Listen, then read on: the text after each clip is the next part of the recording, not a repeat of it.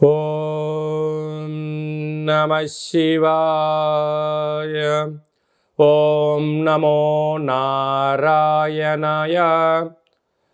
నరదృష్టి నివారణ సంచిత కర్మ ప్రారబ్ధ కర్మ ఆగమిక కర్మ దోష నివారణ కాలభైరవాయ నమో నమః.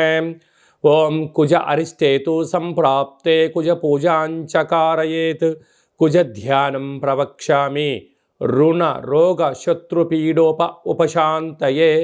హరి ఓం. మా ఛానల్కి స్వాగతం. చూస్తున్న వీక్షకులకు ప్రేక్షకులకు ప్రియ కాళ భైరవ భగవద్బంధులకి స్వాగతం పలుకుతూ మమ్మల్ని ఎంతగానో ఆదరిస్తూ ఉండబడినటువంటి ప్రియ సోదర సోదరీమణులకు అందరికీ స్వాగతం పలుకుతూ అందరిపైనను కుజ భగవానుడి యొక్క ఆశీర్వాదాలను కోరుకుంటూ ఎవరి యొక్క లగ్నంలో కానీ జాతకంలో కానీ 1లో 2లో 4లో 7లో 8లో 12లో కుజుడు సంచారం చేసినప్పుడు కుజదోషంగా పరిగణించడం జరుగుతుంది. కనుక ఎవరికి ఎలాంటి అష్టకష్టాలు లేకుండా అనుకుంటున్నటువంటి అదృష్టాన్ని ఐశ్వర్యాన్ని ఆనందాన్ని ప్రసాదించాలని కుజ భగవాన్ని కోరుకుందాం. ఈ కుజ భగవానుడు ఏడాది తర్వాత కర్కాటక రాశిలో నీచభంగ రాజయోగ సంచార స్థితి అంటే కుజుడు కర్కాటక రాశిలో నీచబడడం జరుగుతుంది. కనుక ఎలాంటి విధి విధానాలు మనం పాటించాలి, ఆయన ఆశీస్సులు ఎలా పొందాలో కూడా తెలుసుకుందాం. 21/10/2024 నుండి 21 జనవరి నెల 2025 నూతన ఆంగ్ల సంవత్సర ప్రారంభం వరకు ఈ కుజ భగవానుడు కర్కాటక రాశిలో సంచారం చేయడం జరుగుతుంది. కనుక కుజుడు అనగానే రుణానికి రోగానికి శత్రువులకు కారాగారము కోర్టు సమస్యలు రుణ సమస్యలు అకాల కరణాలు అంటే కలహాలు చిన్న ఏ కారణం లేకపోయినను మీ పైన నింద మోపడం అనేక సమస్యలతో కొట్టుమిట్లాడడం మీరు మౌనంగా ఉన్నా మీరు ఏదో అన్నారని చెప్పి మీ పైన అపవాదు కలిగించే పరిస్థితి ఉంటుంది. కనుక ఇలాంటి కాల సమయంలో మనం ఎలాంటి విధి విధానాలు పాటించాలన్నట్లయితే వీలైనంత వరకు ప్రతి మంగళవారం పూట ఉదయం 6 గంటల నుండి 7 గంటల వరకు మనకు కుజహోర జరుగుతూ ఉంటుంది. కనుక అలాంటి కాల సమయంలో సూర్య నమస్కారము ఎరుపు వస్త్రాలు ధరింపచేయడము కందులను ఆవుకు ఆహారంగా ఏర్పాటు చేయడము అలాగనే బ్రాహ్మణుడికి 700 గ్రాముల కందులని దానం చేయడము కుజ భగవాను చుట్టూ 7 సార్లు సంపూర్ణంగా ప్రదక్షిణ చేయడము వీలైతే అంగారక స్తోత్రాన్ని రుణ విమోచన స్తోత్రాన్ని పారాయణం చేయడం వలన అనేక రకాల సమస్యలు తొలగిపోతాయని చెప్పి గమనించాలి. అలాగా ఒక్కొక్క రాశికి ఒక్కొక్క రకమైన పరిస్థితి కలుగుతూ ఉంటుంది. ఇంకా అందరికీ ఎలా ఉంటుందో ఈ వీడియోలో సవివరంగా సంపూర్ణంగా తెలుసుకుందాం.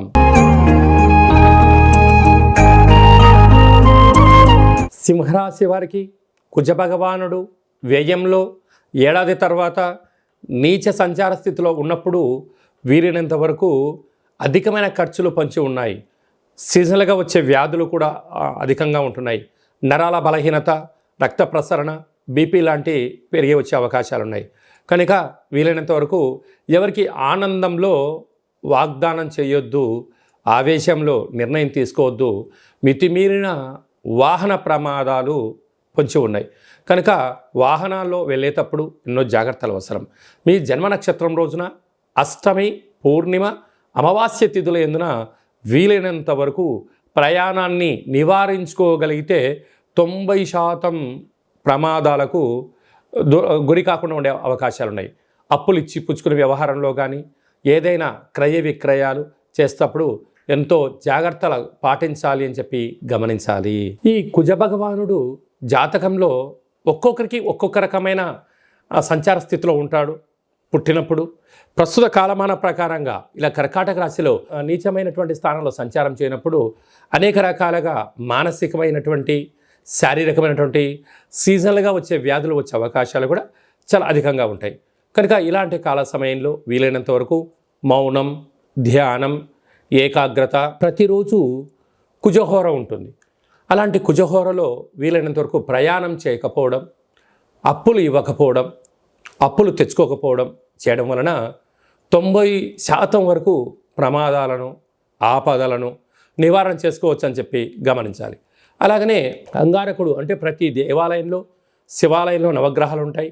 మీ పేరుపైన ప్రతిరోజు అర్చన చేయించుకోవడం కుదరలేదు ప్రతి మంగళవారం పూటన స్వామివారికి అర్చన చేయించి ఎరుపు వస్త్రాలను అలంకారం చేయించి ఆ కందులను దానం చేయడం వలన సకల దోషాలు తొలగిపోతాయని చెప్పి గమనించాలి.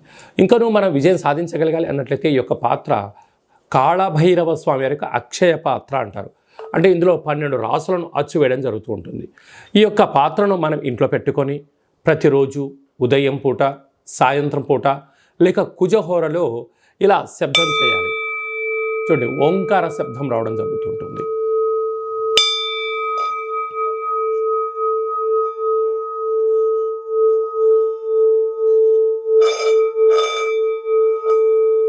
ఈ శబ్ద తరంగాల వలన మానవుని శరీరంలో ఉన్నటువంటి సత్చక్రాలు వికసింపచేయడం, ఇంట్లో ఉండబడినటువంటి జ్యేష్ఠాదేవి బయటికి వెళ్ళడం, బయట ఉన్నటువంటి లక్ష్మీదేవి ఆకర్షించడం, భూయోగము, వస్త్రయోగము, ధనయోగము, విపరీతమైన రాజయోగం మన సొంతమవుతుంది.